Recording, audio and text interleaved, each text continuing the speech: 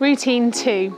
You'll notice this routine goes in a long line rather than on the spot. This is more like a tumble. You'll see here a cartwheel, handstand forward roll, another forward roll, half twist jump and a backward roll, without forgetting to present.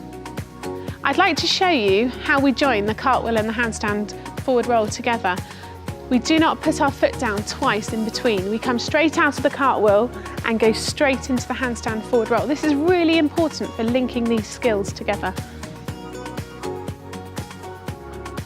Okay, so here, you'll notice she's come out of the cartwheel, lift that foot off the ground, and she's twisted slightly to go straight into the handstand forward roll.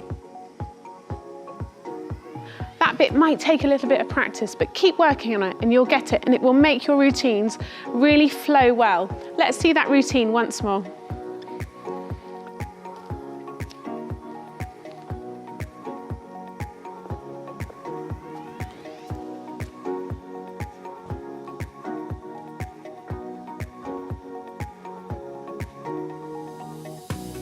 Excellent, I hope you enjoy routine 2.